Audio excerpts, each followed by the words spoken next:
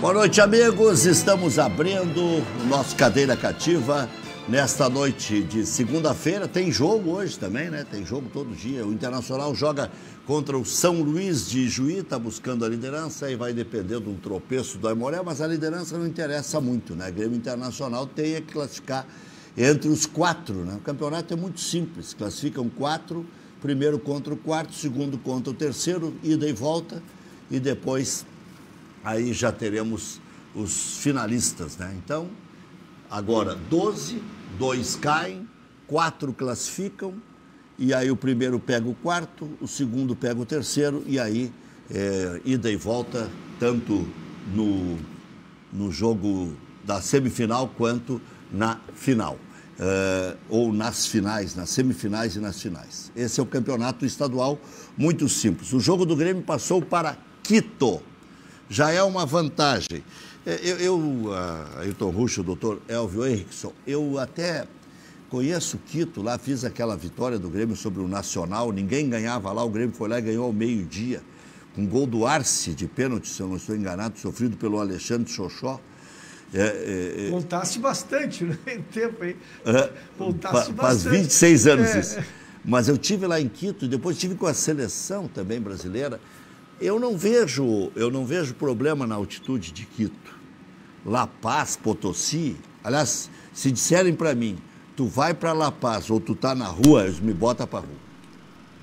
Aí eu não quero mais voltar para La Paz, Potosí, Cusco. Ah, tem que conhecer Machu Picchu. Já depois que eu fiz futebol em La Paz, nem sei se eu quero conhecer Machu Picchu. Mas em Quito dá para jogar. Eu acho que o Grêmio conseguiu uma coisa interessante. Além de sair do estádio deles, né?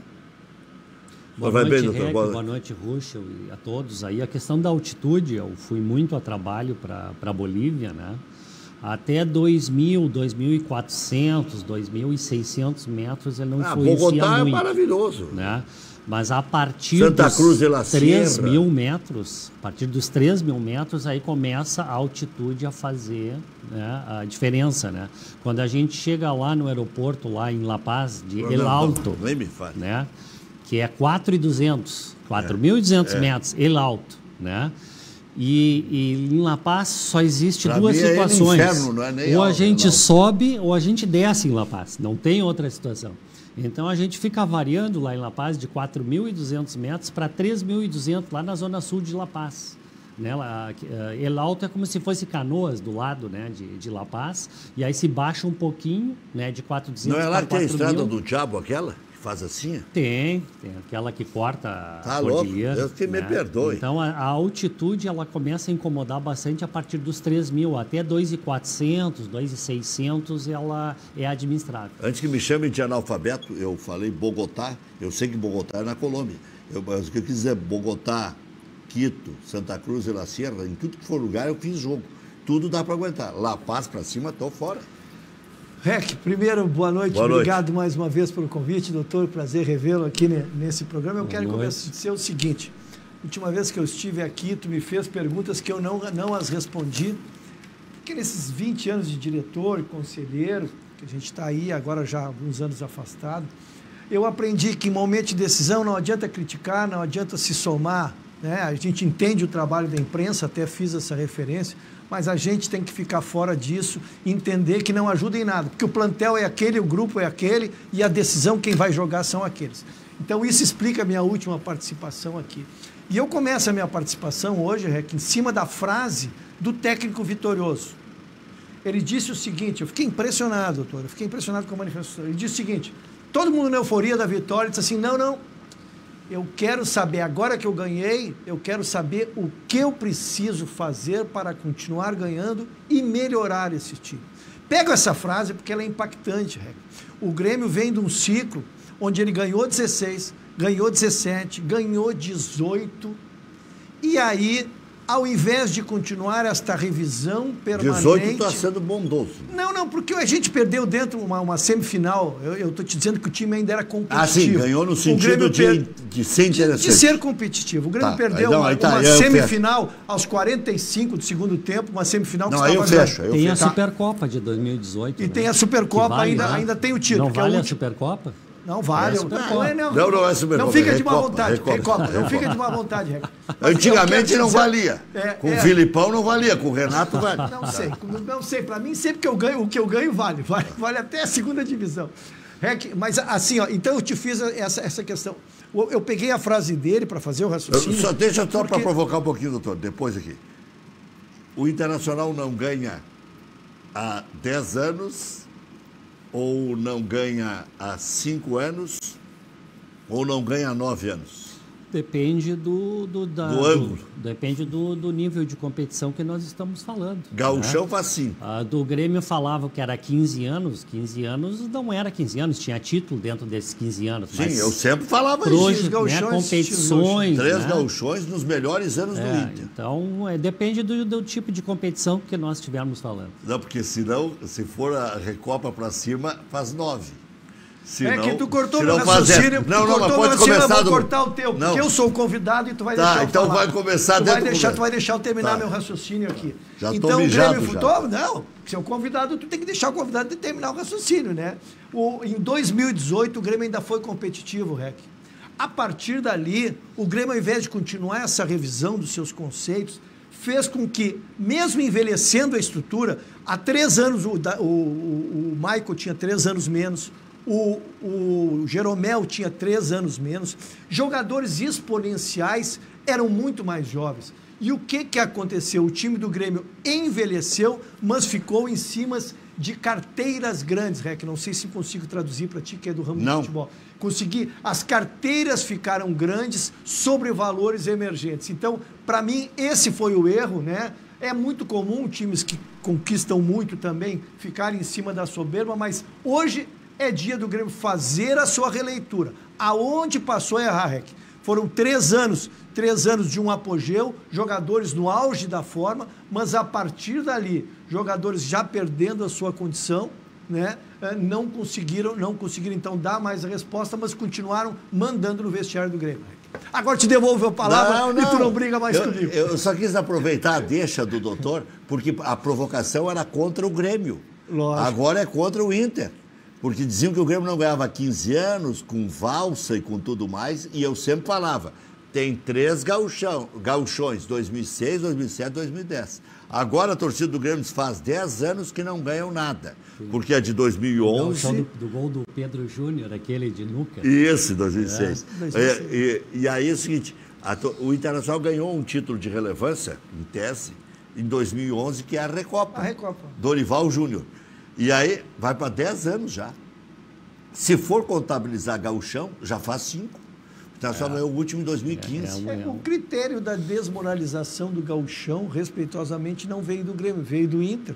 Que naquele momento a valsa do Sacha, dos 15 anos, vocês se lembram? Eu brinco muito, porque... Doutor Koff chamava de cafezinho. Vale dos dois lados. O Koff chamava de cafezinho em 95. Porque a valsa, ela é emblemática. A valsa do Sacha, em volta daquela bandeira que rendeu a briga com o próprio Luan, e no ano seguinte o Grêmio recuperou. Mas então os 15 anos era saudado pelo Internacional. Então hoje se aplica a eles a mesma regra. E lembra como é que o Edilson devolveu? Em 2016? Arrancou a bandeira do escanteio e foi dançar uma valsa atrás da goleira, lembra? Ah, sim. Mas ainda tem o meu goleiro lá, Hector, eu vou esperar que tu diga alguma coisa do meu goleiro. Não, vamos ver, estamos vendo os lances. Tá rolando aí. Essa questão do gauchão também tem a questão histórica, né? De em determinados momentos, os times tiveram que fazer opções, né? Pelas competições mais importantes, né? E por isso que vem a questão cafezinho, né? Porque em determinado momento o Grêmio passou a disputar mais competições internacionais, né? E não deu uma atenção maior para o gauchão. E é essa a explicação histórica na qual, porque o Internacional tem mais gauchões. Porque o Grêmio tem mais participações internacionais. Ele focou mais historicamente, internacionalmente. Então é evidente, quem só tem o gauchão para disputar vai focar no gauchão, né? Quem só tem o Brasileirão para disputar vai focar onde? Em outra competição que não disputa? Não, vai focar no Brasileirão, né? Então isso aí é uma explicação histórica que nós temos. Mas, Rec, complementando a questão da avaliação do Ruschel, tá? Ainda diria que, além da questão física, a questão de envelhecimento, né, o Grêmio passou por uma questão também de troca de padrão de jogadores. Né? E eu cito o caso do primeiro volante, que eu cito desde 2018, né? Desde que anunciaram que o Jailson ia sair. O Jailson sai, quem é que vai entrar de primeiro volante? Não teve mais primeiro volante específico. Né? Quer dizer, depois da saída do Jailson, o Grêmio passou a jogar com 2 segundos volantes, e o Maicon, pela questão física, não tinha mais condição de voltar, de fazer o papel que ele fez muito bem lá atrás, mas hoje não mais. Não mais. O Grêmio foi voltar a ter primeiro volante agora, quando trouxeram o Lucas Silva. Né? Que alguns jogos acabou ainda sendo preterido e o time jogou sem primeiro volante. E essa questão de me dizer, não, mas fulano de tal faz a função de primeiro volante, então eu vou pegar o centroavante e vou botar de zagueiro, você só pedir para fazer a função. Né? Outro exemplo que eu cito, o PP. Tá? O PP, ele não tem o físico do Pedro Rocha, ele não tem o físico do Cebolinha. Então, os dois citados, Pedro Rocha e Cebolinha, eles conseguiam voltar para recompor, fazer assessor de lateral e atacar. O PP, ele não tem esse físico, né? Só que o PP tem uma minutagem de gol superior aos dois, ao Pedro Rocha e ao Everton Cebolinha. Então, onde é que eu tenho que aproveitar ele? Eu tenho que aproveitar ele onde ele rende mais, né? Eu não posso pedir para ele ficar retornando toda hora e com um desgaste físico. Então, concordo que até 2018 o Grêmio era mais competitivo. De lá para cá, alguns jogadores... e por que nós estamos falando isso? Porque agora acabou o campeonato, é hora, né, de a gente olhar para frente. Agora é hora de falar. Né, por isso que eu separei a minha vinda aqui na semana passada. As pessoas que são elegantes no lidar com as coisas do Grêmio são vocês. Vocês têm todo o crédito do mundo. Porque, quantas e quantas vezes a gente vai debater e tenta puxar. Não, para aí, não é o momento e tal. Agora é o momento. Mas agora é o momento. O presidente do Grêmio está debatendo publicamente o Grêmio? Querendo ou não, Rec, Ruschel e os que estão nos vendo aí e ouvindo, houve um enfraquecimento de 2018 para cá. Então eu não posso achar que o Grêmio vai ter sempre um super time, vai jogar num 4-2-4. 4-2-4 falando em características de marcação, né? Eu posso pegar os 4 atacantes e pedir para eles marcarem, mas eles não têm essas características. Eu não posso achar que eu vou jogar num 4-2-4 contra todo mundo. Se eu jogar contra a Juventude, Cuiabá, eu posso ter um time mais ofensivo, mais alegre. Agora, se eu jogar contra um time grande, eu preciso ter um resguardo maior. Por isso que nesses 5 anos eu quis fazer uma linha demarcatória em relação ao tempo. Eu disse que houve um envelhecimento dos nossos baluartes e aumentou o custo. Não houve a leitura. Não, o custo tem ido bem, mas eu estou dizendo não houve a leitura correta de que precisava isso. Então o jogador ele é o exponencial em 2, 3 campanhas, mas ele chega a 33 anos. Aí o ano que vem ele vai para 34, ele não pode mais ser a peça fundamental do time. E ele não pode mais fazer aquela função de marcação. E nem fazer aquilo. Mas foram jogadores que continuaram sendo a estrutura, continuaram sendo as peças mais importantes. É lógico que chega uma hora e estoura. O Grêmio agora é o ápice de uma má condução dos últimos 2 anos, me parece. De uma má leitura, não é má condução, né? Estamos falando de campo, de uma má leitura do que estava acontecendo ali dentro. Nós continuamos trocando a periferia e não mexendo na estrutura. E nas contratações, foram 13 contratações, vou chamar para a temporada 2020. O índice de aproveitamento talvez tenha sido o mais baixo da história. Não se aproveitou praticamente ninguém, foram 2 jogadores que se aproveitou numa lista de 13 contratações. Isso dá indica uma soberba de contratação, porque eu resolvo, porque comigo joga. Isso é uma frase respeitosamente para a imprensa, mas não para a gente que milita no futebol e sabe que quando o cara não joga mais mesmo, né? Quando a perna está curta, tanto é que o Thiago Neves não está jogando aqui, não está jogando no esporte, não está jogando em lugar nenhum. São jogadores que já cumpriram um ciclo de competição. Robinho, Vitor Ferraz. Rec, aí eu vou deixar... Mas o Vitor Ferraz até que ele vai bem, ó. A questão é que ele não tem o fôlego para aguentar todo esse... Também é jogador de 31 anos. Sim, por isso que ele não pode jogar sempre, né? O Diego Tardelli, ninguém falou que não era para vir. Não escutei ninguém, não deu certo. Parece que até renovaram lá. O Atlético renovou com ele sem jogar. Mas eu quero me defender dessa acusação, porque eu já ouvi essa acusação, já estive na bancada ouvindo essa mesma expressão. Mas tu não reclamou quando contratou. Primeiro, a gente que foi dirigente sabe, quem tem que saber o estado do jogador é quem contrata, não sou eu. O senhor é advogado, eu sou advogado, eu fico o dia trabalhando no meu escritório, não é para o Grêmio. Então eu não sei se o Tardelli está jogando, sendo o melhor em campo lá. Quem tem que controlar isso é quem controla. O que me pergunta, o Tardelli é um bom jogador? É um bom jogador, eu vi, a Libertadores 2012, ele foi fenomenal, jogou na seleção brasileira. Então eu aprovo a contratação. Agora, o que me parece é que o jogador chega aqui, na segunda partida, tu vê que ele já está passado, que ele não tem mais condição física. Isso não era para ter visto os profissionais? Não existe executivo? Eu sou dirigente do tempo que a gente trabalhava no escritório das 8 da manhã às 5 da tarde, saía correndo para o Grêmio, saía de lá meia-noite, porque ficava trabalhando pelo clube. Hoje não, hoje tem executivos profissionais pagos, bem pagos, para chegar lá às 8 horas da manhã e olhar isso para nós. Entendesse? Então, isso é que eu não aceito, Rec. Tu pegar jogador, passado, isso é falta de tirar informação. Hoje tu pega o VT de quem tu quiser, tu tira informação de quem tu quiser, tu liga para os empresários, teu amigo, como é que tá o fulano lá, jogando aqui, jogando ali. Tu cair nessas, Rec. Não pode. O número de equívocos, volto a dizer, o número de equívocos do Grêmio superou qualquer limite razoável nesse ano de 2020. Mas havia alguma desconfiança, doutor, do Tardelli?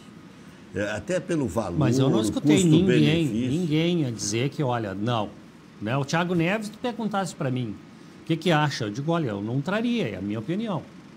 Né? Tava jogando no Cruzeiro, a gente estava mais ou menos acompanhando, eu não assisto a todas as partidas. E o pior é que o Tardelli ainda acabou meio que liquidando. Mas o Tardelli realmente, a gente não tinha informação, né? Não assiste campeonato chinês, né? E eu não vi, mas eu não vi ninguém, né? Eu não vi ninguém discutir ou levantar alguma dúvida, né? Foi uma contratação plenamente aprovada, não deu certo, né? O Orejuela, só para fazer o contraponto, Ruxo, o Orejuela, eu considero uma contratação que foi acertada, né? Como é que o Grêmio perdeu para o São Paulo?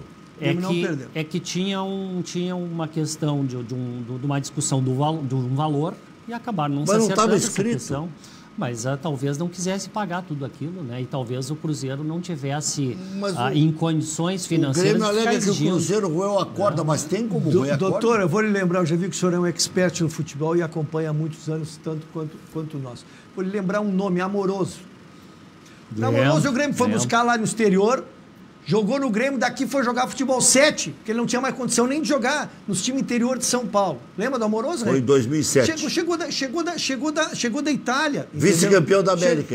Chegou com toda a fama. Eu estou dizendo que esse exame da condição física pode lembrar do jogador vários aí, é a base de tudo, Rec. Uma coisa é tu trazer um jogador bom, um jogador na plenitude e ele não dá resposta. Aí enfrentou problema, não se adaptou, teve problema com a mulher, teve problema em casa. Isso aí tudo é um ser humano, isso eu entendo. Agora, coisas que tu poderia ter examinado previamente, já que o jogador não tem mais a mínima condição física de ser competitivo num time competitivo, isso tu podes olhar. Isso eu não tenho a mínima dúvida. O Astrada, que o senhor está lembrando, mas o Astrada acho que tem outros gravantes. O Astrada já estava assinando o contrato como técnico.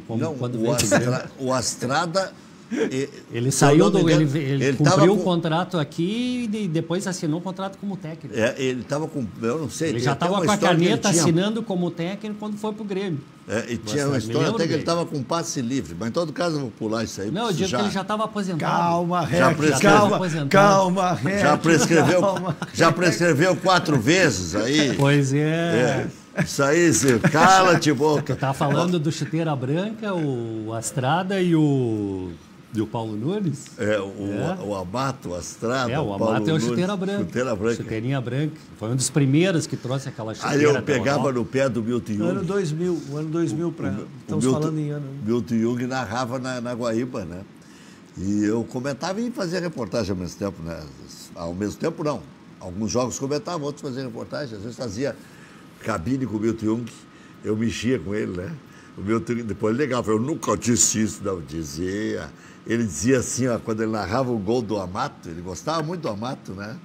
Gabriel! Ele caprichava no Gabriel, né? Gabriel! O Amato. Era aquele estilo argentino, grande, cabeludo, né? Era até estiloso e tal, mas não jogava nada. Mas não jogava nada. Nada. Isso, mas respeitosamente não jogava nada. Nada. Esse não jogava nada. O Astrada era um chefe falido. Ele, jefe. Não, era para ser o nosso capitão, o nosso líder, chegar aqui, velho, era mais ex que eu. Velho. Quanto o Miguel naquela época. Bom, olha aqui, ó. Internacional, por falar em naquela época, o Inter joga com o esquema hoje daquela época. De antes daquela época. Joga no 4-3-3. Né? Ainda estão distribuindo a escalação com 4-1-3-2. Né? Mas, na verdade, segundo o novo coordenador técnico, diretor técnico ou técnico, porque vindo do exterior o cara tem que dizer diferente, entendeu? Mas o comandante da comissão técnica do Internacional, treinador do Internacional, para de encher o saco, Rec. É 4-3-3. Então é Pato de um lado, Peglo do outro e Yuri Alberto de centroavante. E aí os três meio-campistas que vocês estão vendo aí. O Johnny de centro-médio, o Maurício de meia-esquerda e o Lucas Ramos de meia-direita. Ou vice-versa. O Lucas Ramos de meia-direita, o Maurício na esquerda, porque o Maurício joga nas duas. Esse Lucas Ramos é um mosquito, o apelido dele. É um jogador interessante, chuta de fora da área, fez um gol, inclusive, porque ele não tem medo de arriscar. Fez um gol no último jogo, em que o Internacional empatou com o Pelotas. E é um jogador interessante. É um jogador que já estão falando aí que pode substituir o Edenilson e tal. Se é um 4-3-3, vai sobrar meio-campista aí. Ele ainda quer contratar mais um volante, então... Tem a questão do volante que sabe sair, né? Aí eu vou te dizer uma coisa. O Internacional tem Rodrigo Dourado, Rodrigo Lindoso, Johnny, Zé Gabriel, e tem mais um que está me faltando aqui. O que às vezes joga de segundo volante, o cabeludinho aquele, Rec. O Nonato. Nonato. Esses 5. O Internacional tem 5. Aí já o Paulo Brax já disse que vai contratar um volante se sair um, porque o Inter está com muita cobiça do mercado e tal. Então, mas agora o Inter está contratando Gabriel Neves. O senhor conhece lá do Nacional do Uruguai?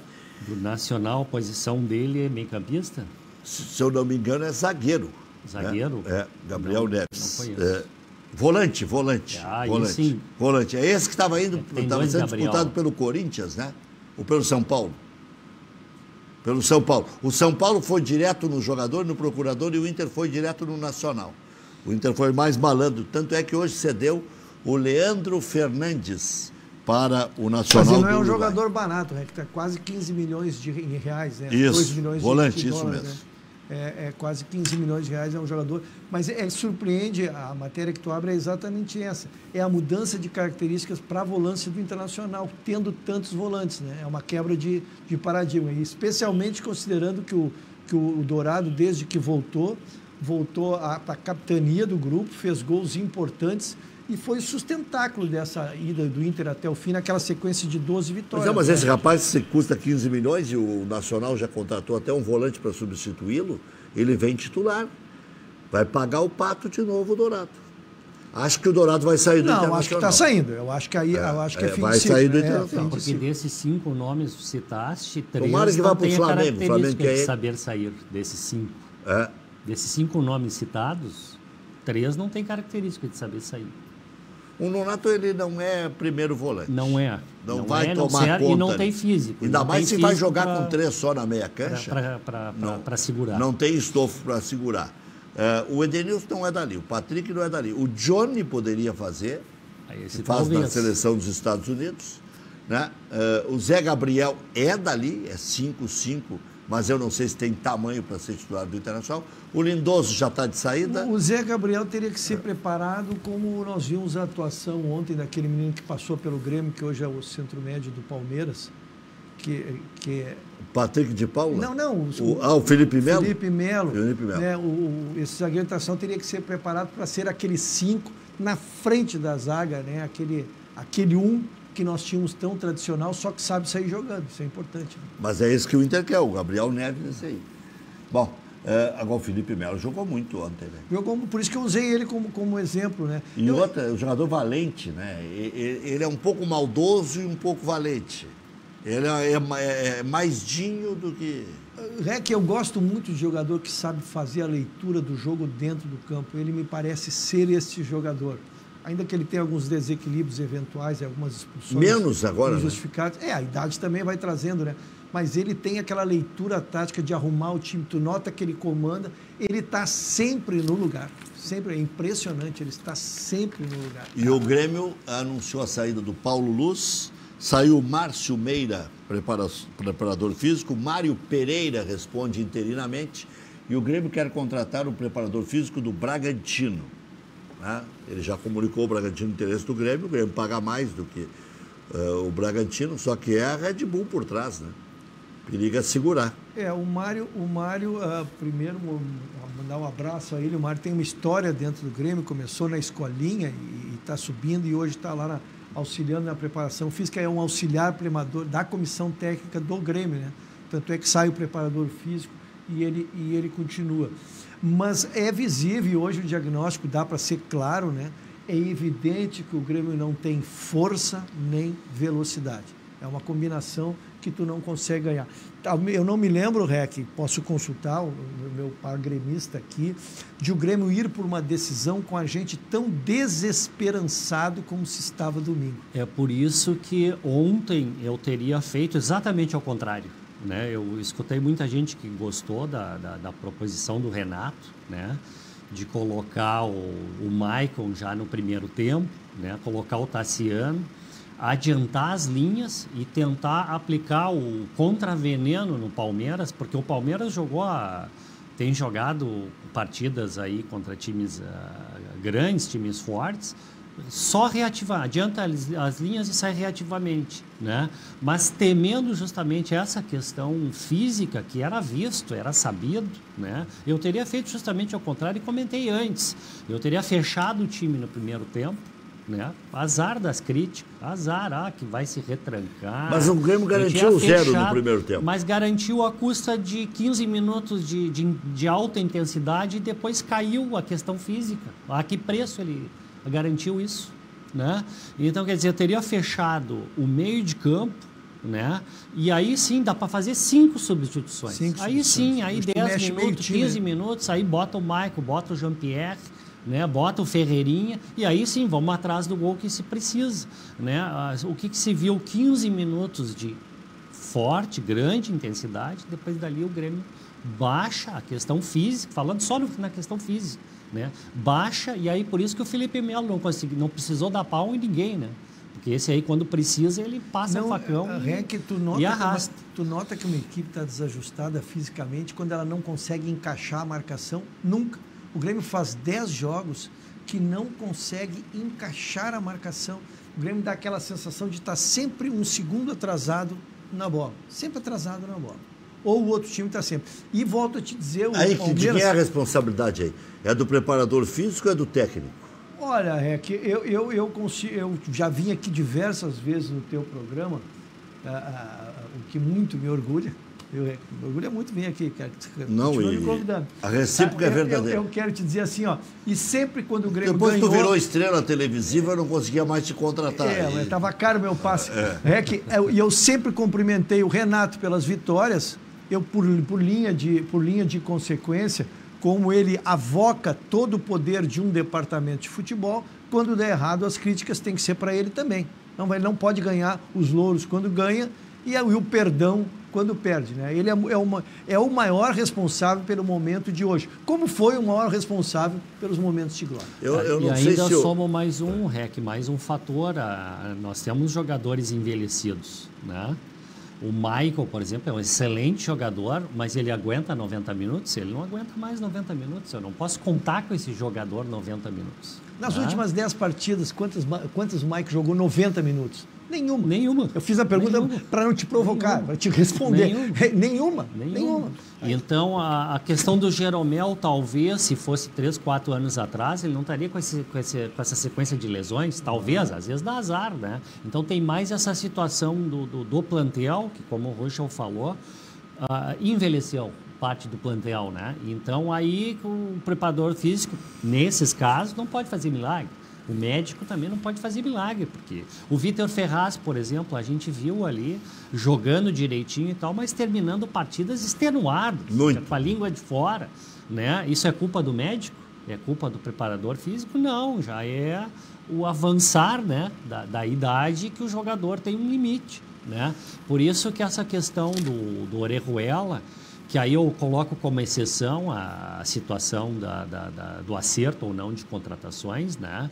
O Orejuela, eu considero que ele é um lateral razoavelmente bom na defesa, ele não é aquele que craque para segurar, mas ele desempenha razoavelmente bem e tem um excelente apoio, né?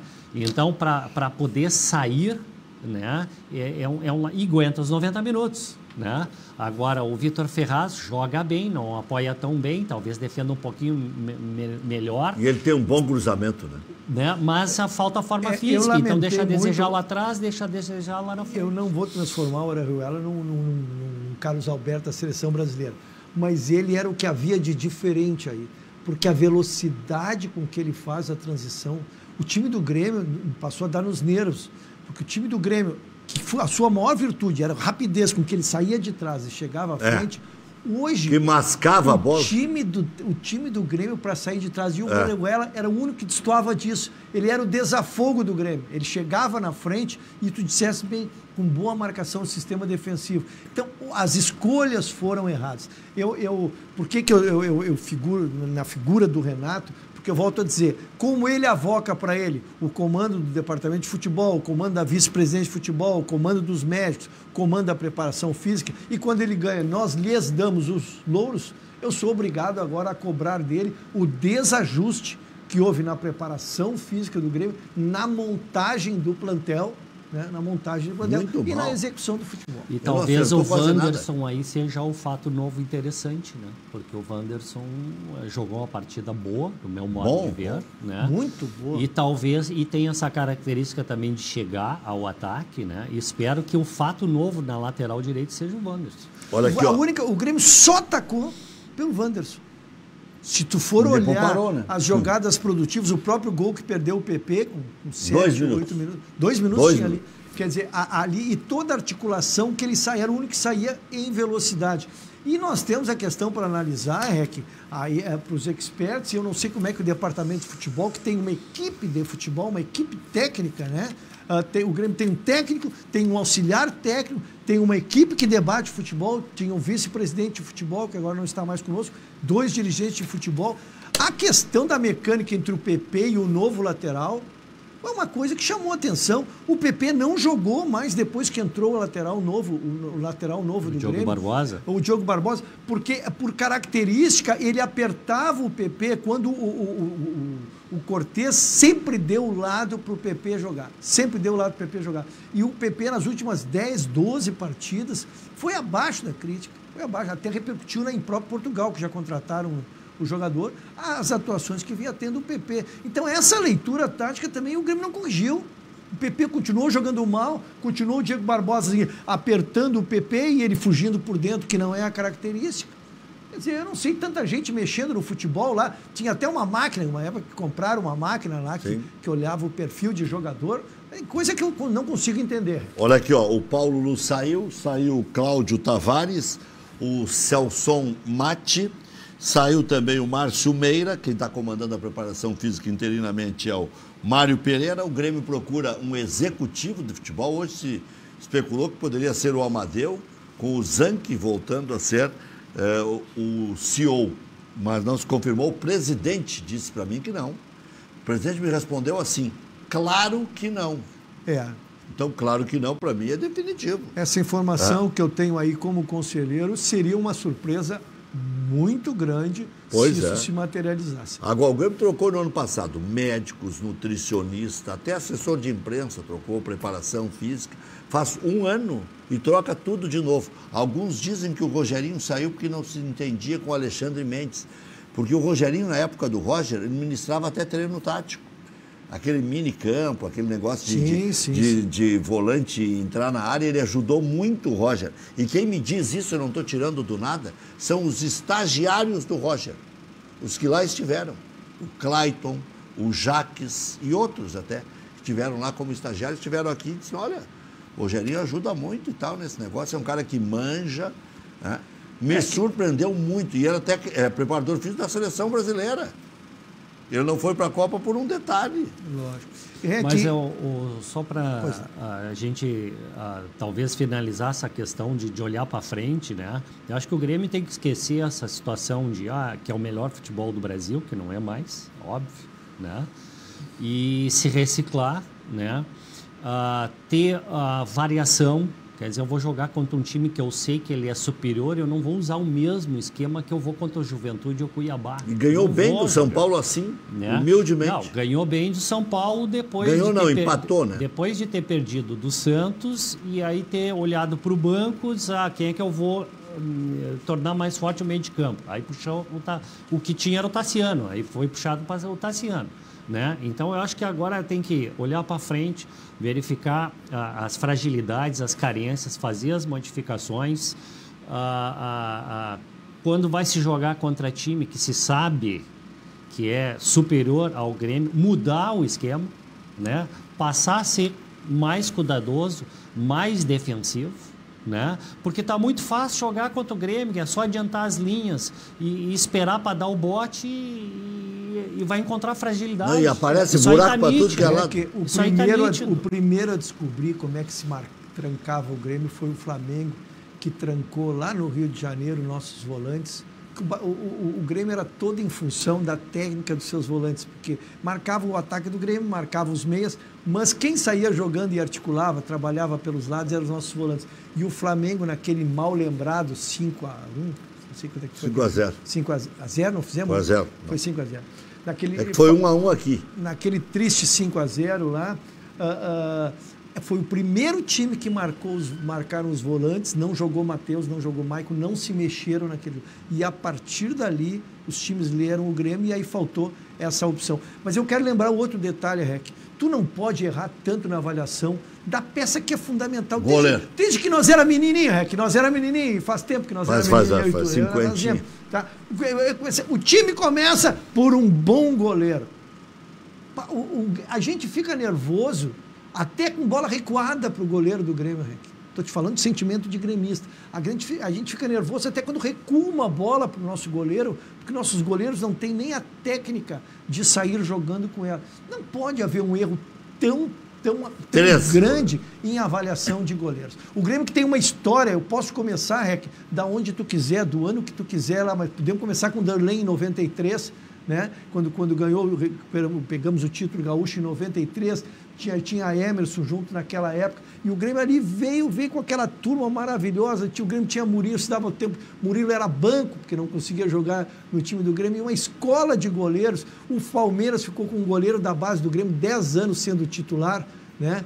Saiu por velho, era um goleiro do Grêmio. Então, nós sempre fomos formadores de goleiros, né? E de uma hora para outra, o Grêmio se viu obrigado a pegar 2 jogadores. O Cássio não teve oportunidade, teve que ir embora. Por quê? Porque era com o Marcelo Groy, eu estava na diretoria nessa época. A questão ali é que eram 2 estrelas da mesma grandeza, e tu não pode trancar a carreira de um jogador. E ele teve uma proposta para a Holanda, o Grêmio vendeu ele para os nossos padrões da época. 1 milhão. 2 milhões. Por 2 milhões para a época, né? Eu sempre lembro. PSV. Tem que voltar. PSV, exatamente. Eu me lembro que o Grêmio comemorou, que o Grêmio estava precisando de dinheiro. E outro exemplo é Praz, né? Que se aposentou. Esse agora, é o que eu te disse. 10 anos nós emprestamos para o Palmeiras, o goleiro titular do Palmeiras fez toda a base do Grêmio aqui. E não tinha como subir, porque não tinha como subir. O goleiro titular do Vasco também é. O atual, o Fernando Miguel? É. É da base do Grêmio. Não, é do Inter? Esse eu me perdi.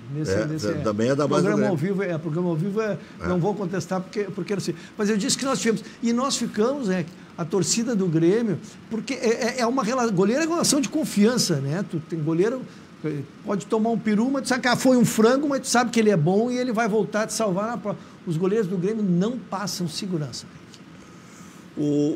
Na verdade, o Cássio, ele era na hierarquia o último mesmo, né?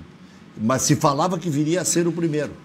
Eu vou te dar um ano, então. Em 2005, isso. Eu voltava para a diretoria do Grêmio, uma das tantas que voltei, fui chefiar a delegação do Sub-20 do Grêmio, em um torneio que tinha em Punta del Este.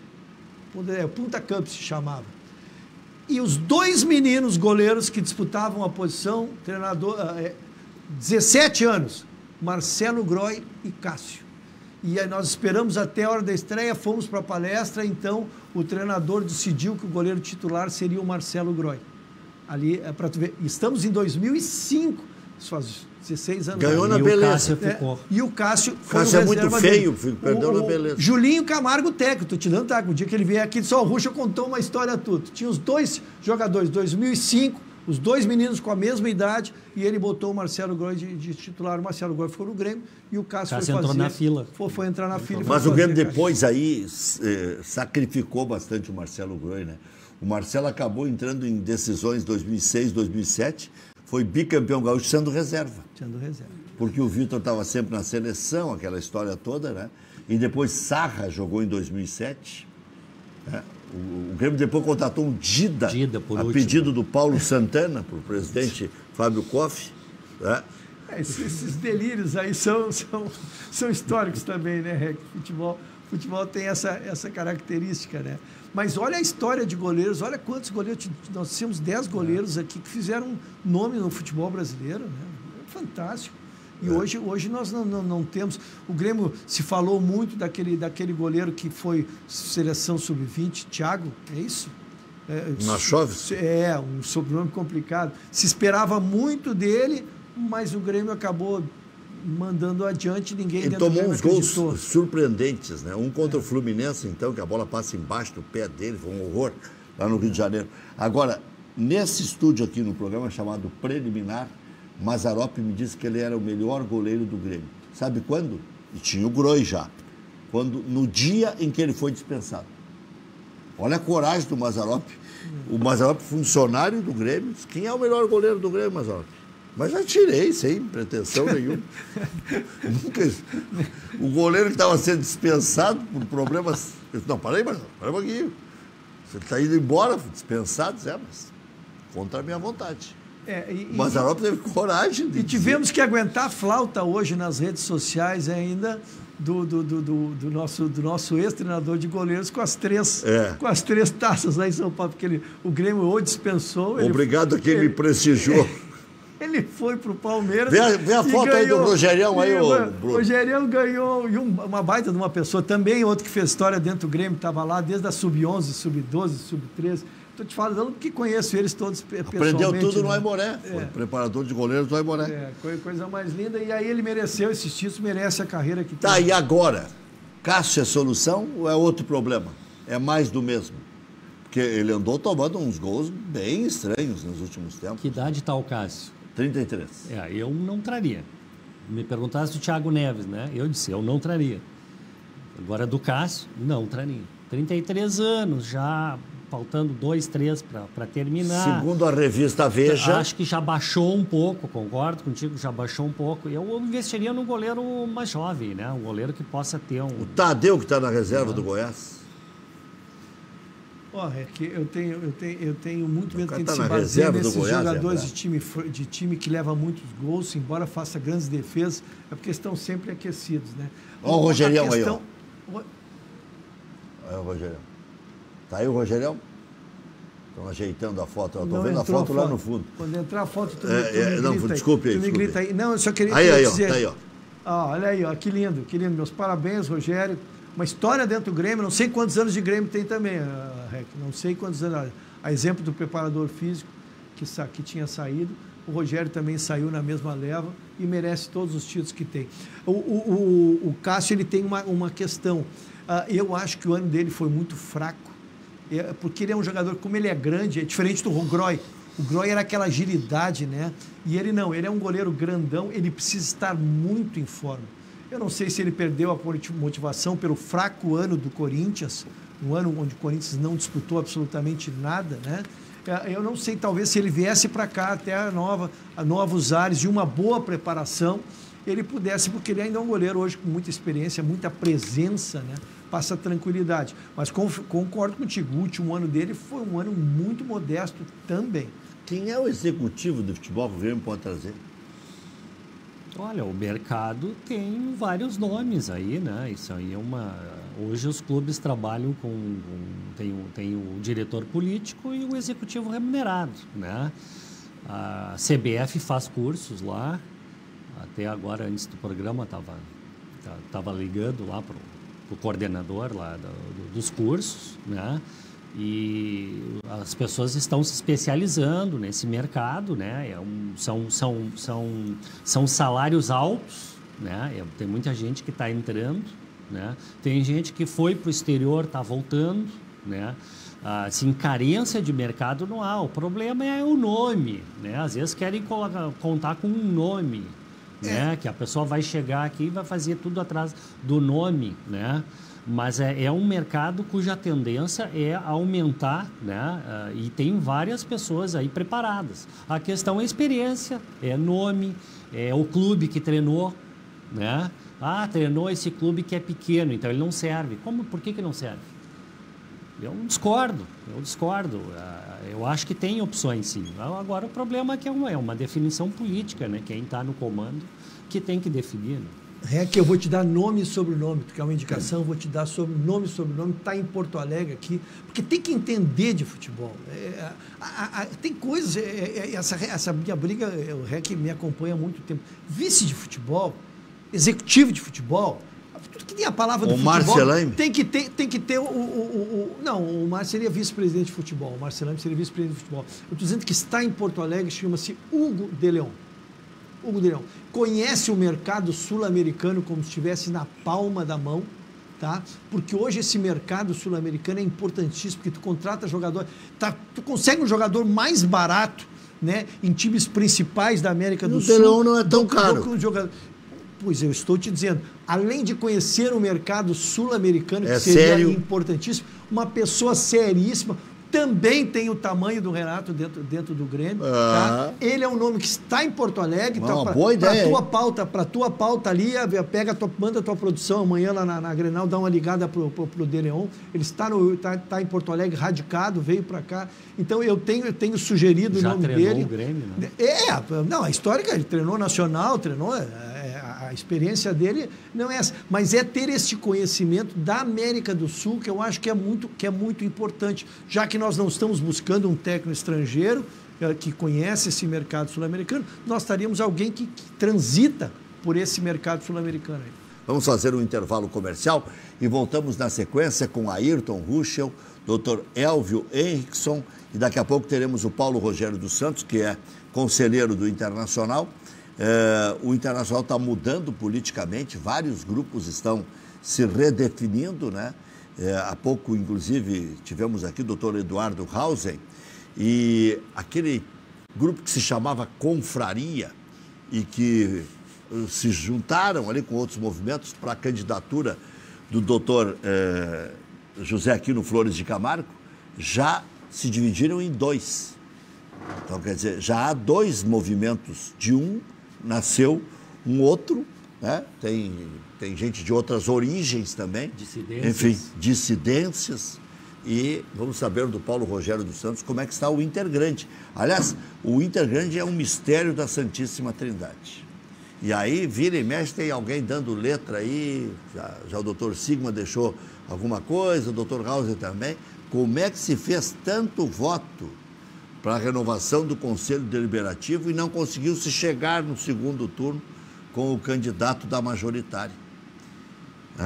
Então, ficou assim, claro, tem os correligionários, tem os militantes, e tal, tem os históricos, mas ficou uma coisa meio discrepante, porque ficou ruim de entender, mas... É que não nos provoca, a bancada gremista não vai se manifestar sobre isso. Depois o doutor Paulo Rogério Santos. E eu quero saber exatamente isso. Quem é o goleiro? Tem que ser um goleiro já afirmado, tem que ser... Eu até sugeri aqui, o Atlético Mineiro tem 2 goleiros do mesmo tamanho, vivem brigando lá, o Rafael e o Everson. Traz um deles, tá bom. Um era do Cruzeiro, o Rafael. Muito bom goleiro. Muito bom jogador. Pronto, goleiro pronto. O Flamengo, o Diego, vai aceitar a reserva do Flamengo, tem a idade do Mas ele não é, ele só estava lesionado, até porque acho que a reserva dele é muito fraco. O menino foi lançado muito prematuramente. E já endeusaram por ser do Flamengo. Endeusaram muito rápido. Na última partida, né? E ele já tinha falhado uma outra vez.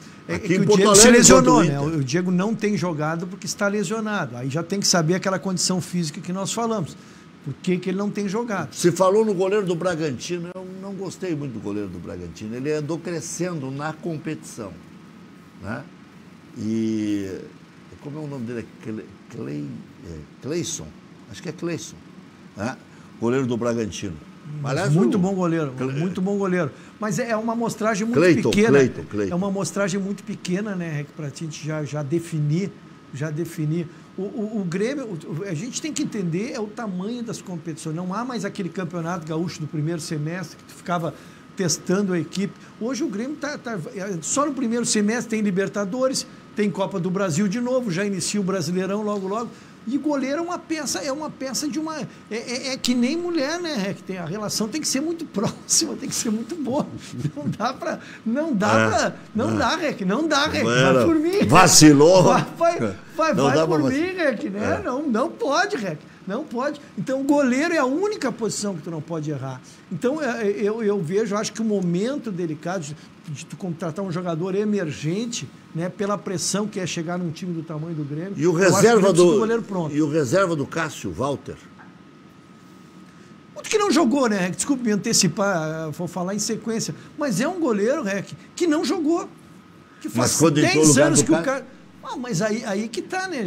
Tu nunca sabe se é o dia do aniversário. Ele tá no Cuiabá?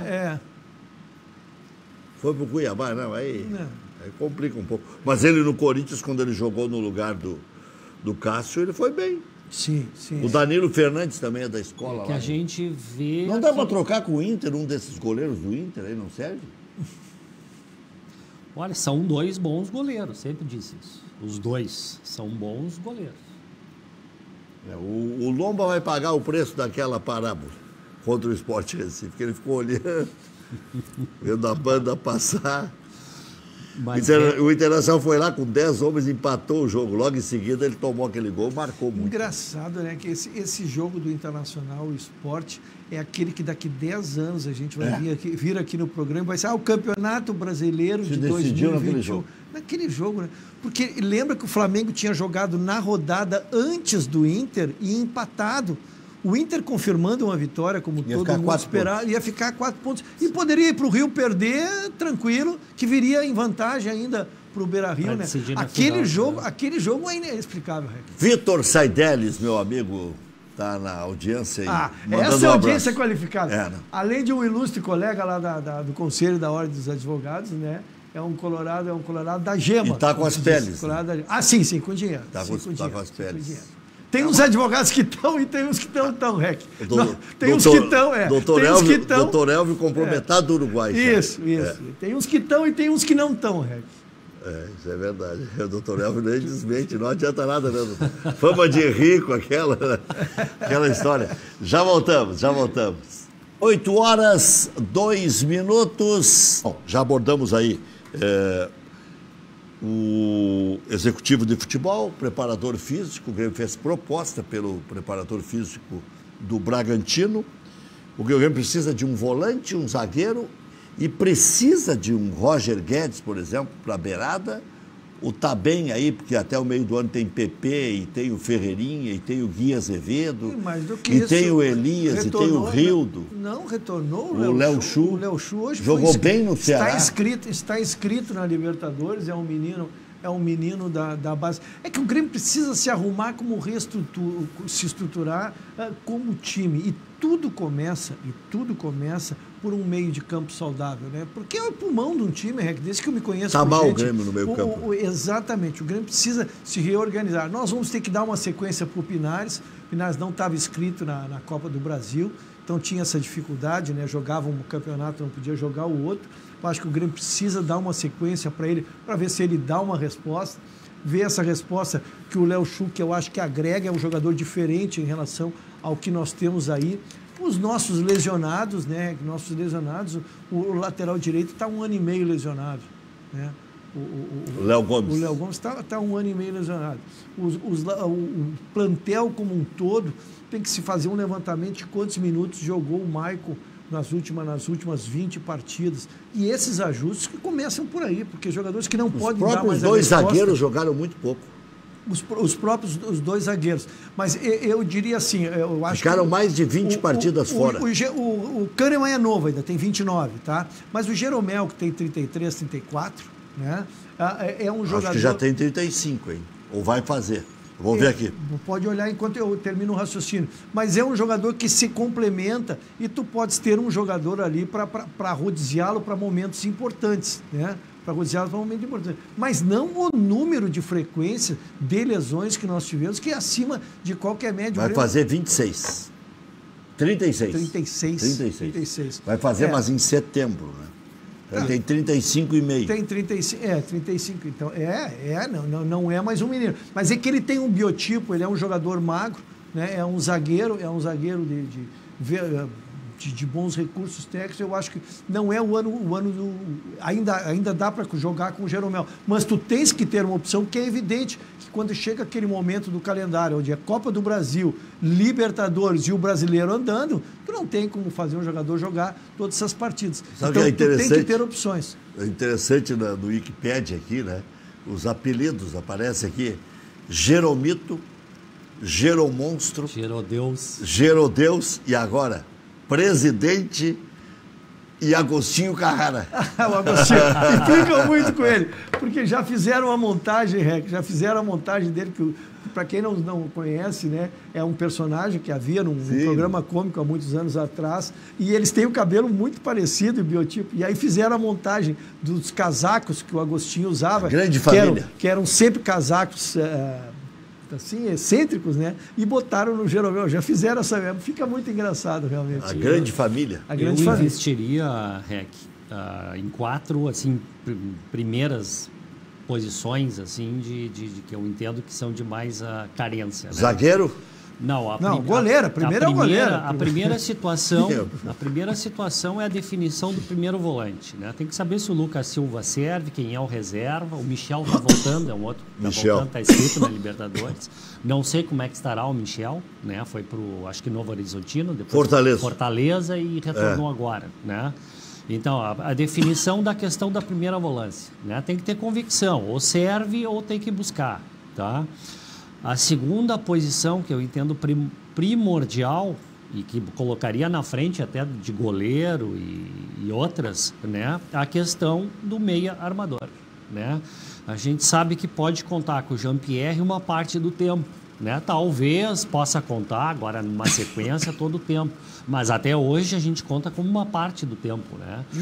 E o Pinares não é dessa posição, isso já está visto, né? Ele não é dessa posição, ele pode dar outro tipo de contribuição.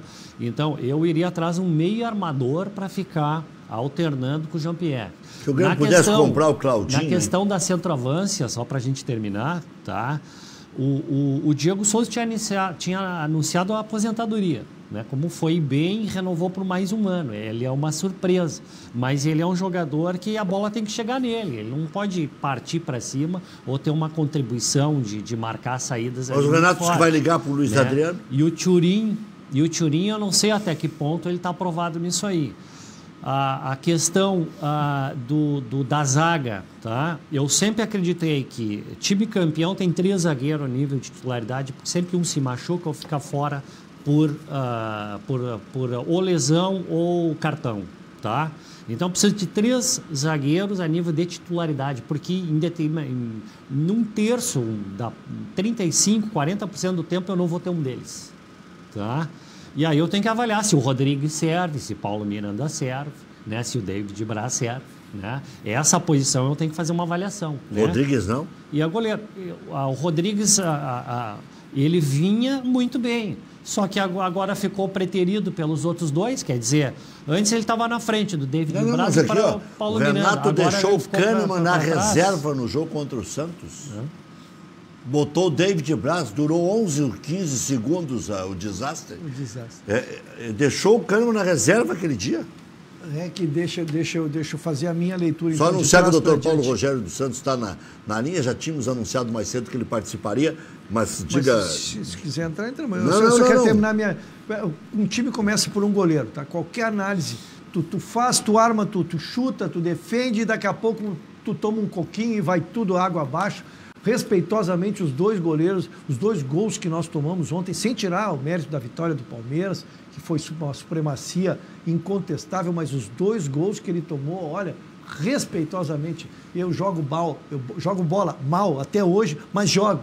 Se eu estou em campo, eu brigo com todo mundo por causa de um gol daqueles. Goleiro, tá? Zagueiro, eu acho que foi a tua análise perfeita, tens que ter ali, até por cartão amarelo, pelo número de competições, né? Definir o que nós queremos em termos de volância, que é forma de jogar. Aquele número 5 clássico, em 2016 nós tínhamos, que nós vendemos aquele negrão alto para o exterior lá, o Wallace, né, que é empresariado pelo meu amigo Rogério Brown. O Jailson também. E depois o Jailson, já no segundo momento, já tínhamos vendido o Wallace.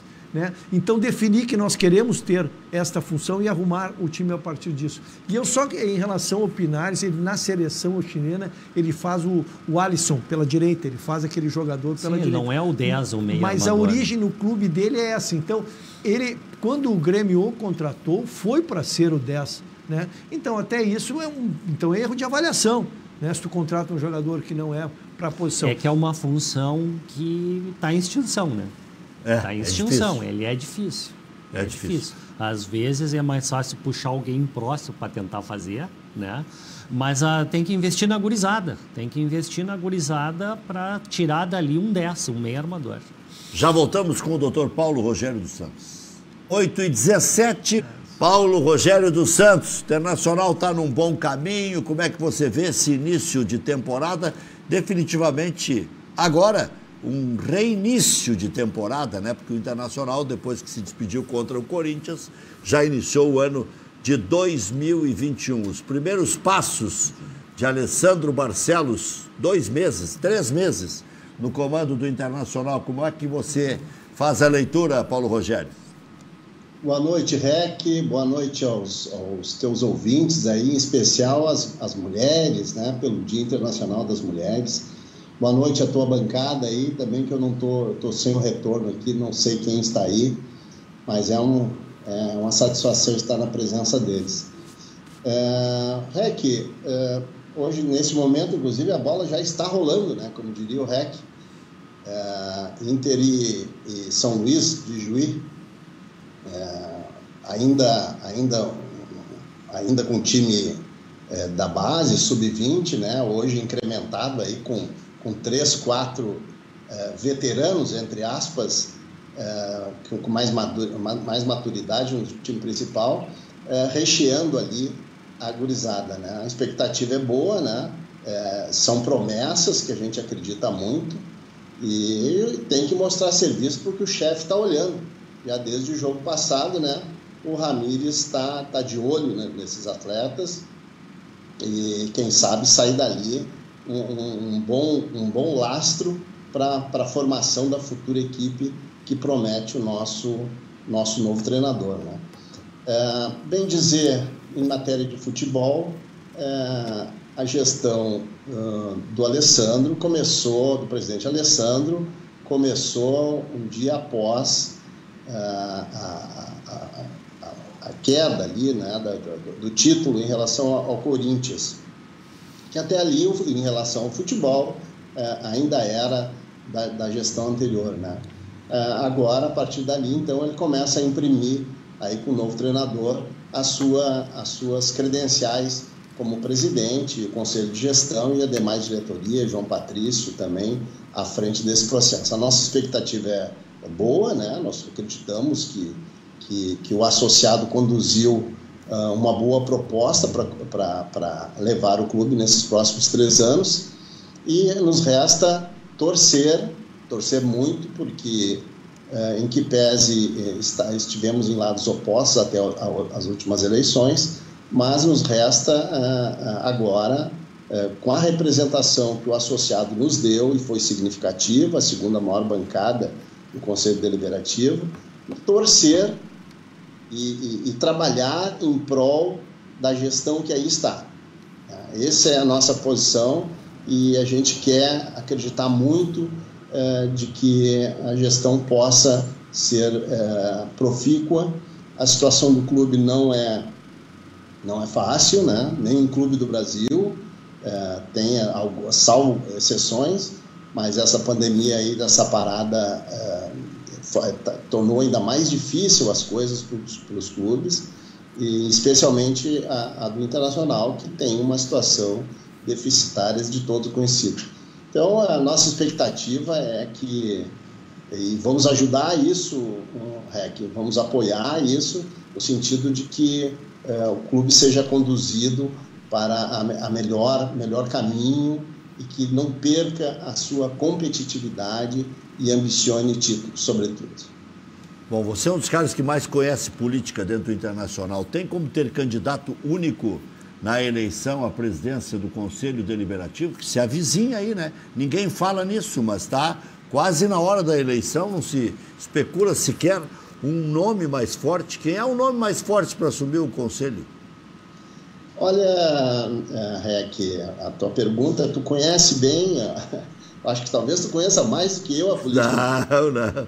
Porque tu acompanha dioturnamente as coisas da dupla Grenal, do futebol, inclusive a área política, né, que é sempre muito sensível no caso do Internacional, e do Grêmio, eu acredito que também seja.